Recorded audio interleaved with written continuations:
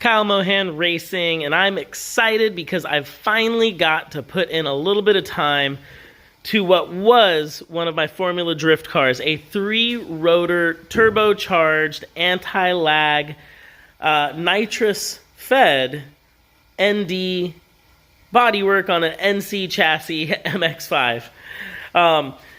We ran this car for 3 years. It was actually a really fun car to drive.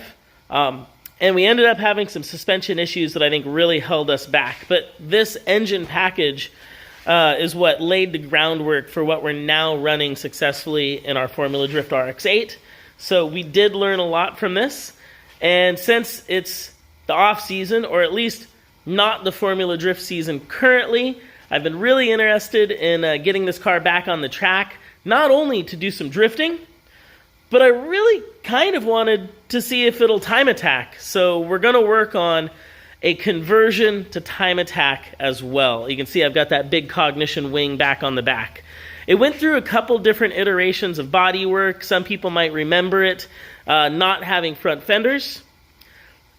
The front fenders, rear fenders were made in-house. Was kind of a cool big project, and we still have those molds. And same thing with this headlight configuration. The OEM headlights are actually really expensive, and there was some damage up here from drifting, so I've been able to fix that. But hey, here's some footage of us putting this car back together after we wrapped up Formula Drift over the past couple weeks. It's just a little bit, and then we'll cover a little bit more about this car. We'll talk about some things that probably nobody even knows. So I might have stolen some parts off the MX5 during this Formula Drift season. It might have happened. So this was our backup turbo at Long Beach when we caught on fire. We didn't have any other choice. We had to rob some parts off of our fantastic MX5. Luckily enough, it shared a similar turbo, so we're going to take this nice precision unit, which is I think about 3 years old now and still working great, put it back on the MX5, and Precision was nice enough to rebuild our one that went through the fire, and we're gonna get it out of this box, get it back on the RX-8 because we've got some off-season testing to do.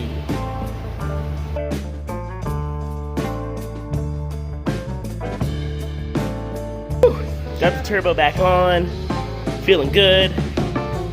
Step closer to starting this setup back up, which is a really cool setup. This car had a recirculation bypass valve, so actual anti-lag, and we also played around with nitrous. This was kind of a testing bed for what we now run on the RX-8. Did some development with Nameless, which also worked with Ryan Turk and some of the other drivers in Formula Drift. Cool carbon fiber wing from Cognition. Since it's not my official Formula Drift car, I'm putting a really big wing on the back. So in the back here, we had revisions through the 3 seasons that we ran this car, and Formula Drift created a rule that said no big wings. And I like big wings.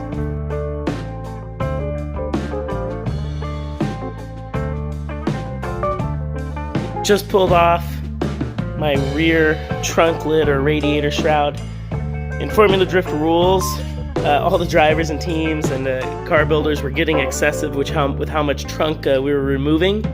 So Kevin Wells came up with a rule that we have to have some type of trunk lid cover, at least to some majority. So we ended up making an air scoop wing mount. That was in the 3rd year of how we ran this car.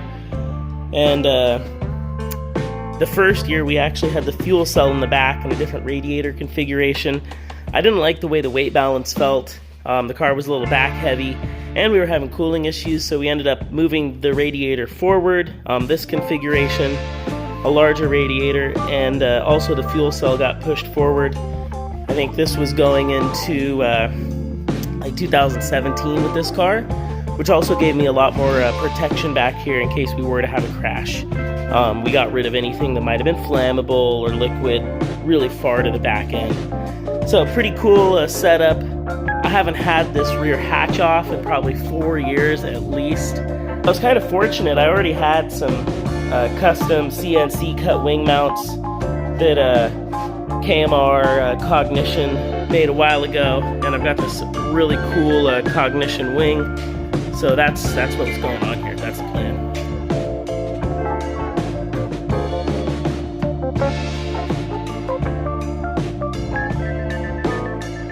All right.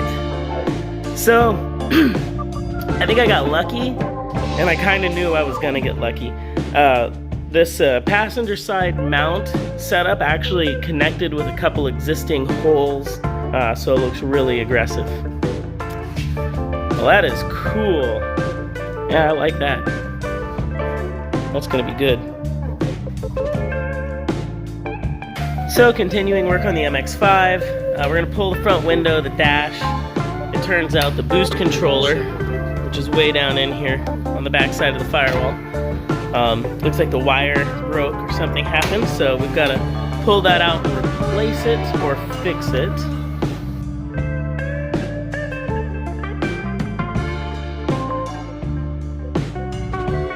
This car, we thought we were super slick, and I still think it's super slick, but we did hard lines to bulkhead fittings for all of our vacuum and wastegate. The whole drivetrain's solid mounted.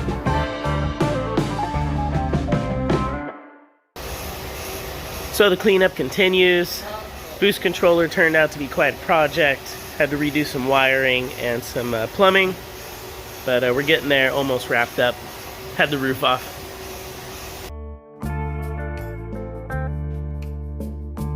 All I did was foam and Bondo up the original headlight, give it a little reinforcement, and then bore out this hole so the projector would pop through. Looking better.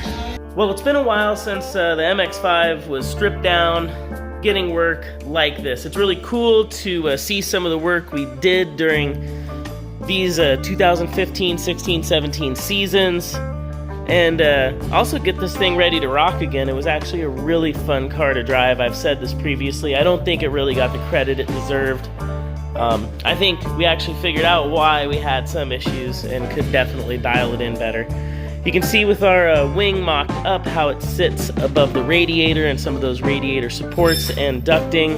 It was definitely a tight fit, similar to Mad Mike's car. Radiator in the back, originally fuel cell in the back, now fuel cell forward. We've got our electric water pump tucked down in here in the back, and then dash 16 water lines from the front of the engine to the back underneath the car. You can see we have a lot of wires to control the anti-lag system, the data acquisition system, electric water pump, electric fuel pumps, electric power steering, fans in the front for our oil coolers and intercooler, and then fans in the back for the radiator. This was, at the time for us, one of the most advanced cars we'd ever built. Still, I love this car. It's really cool, and we're getting closer to firing it up.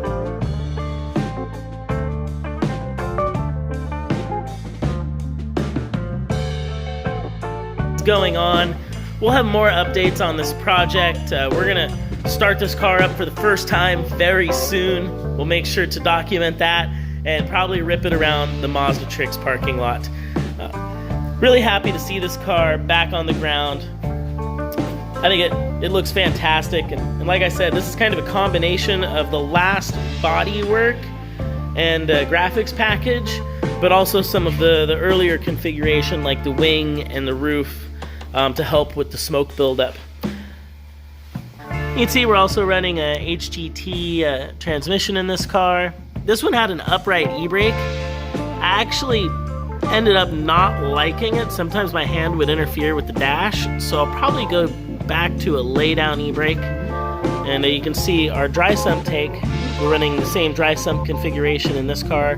This is where we developed it as the RX-8 that we're currently running. Only difference is this tank is under the dash, and in the RX-8 we had more room, so the tank's actually behind the seats, behind the passenger seats. Similarly, we're running a Mishimoto radiator in the back. This one's laid down, and most of our air actually comes in underneath this back little trunk deck lid scoop area. And then the wing with Cognition, one-piece carbon fiber design, and then solid chassis mounting. So I think if we do some time attack, that wing will actually help us out quite a bit. and we would definitely have to do a lot more to this bodywork. So I think next steps on this car would be front splitter, bodywork, obviously start it up, do some burnouts. I want to drift it one more time before I go do time attack. It's just a fun car to drive. Very happy. Things people don't know about this. There's some really unique things. This is KMR trivia right here. I bought the chassis to build this car on my wedding anniversary. I have a pretty nice wife. She let me buy a race car, or at least the chassis to build a race car on our anniversary. Another interesting fact was, before we even ever saw Mad Mike's car, my engineer, Matt Hill, who passed away a couple years ago, had always talked about developing an MX5 and how he felt that the later model cars had great suspension characteristics, and that really they're similar to the RX-8, just a smaller version, and that we felt that it really had potential to be a good drift car.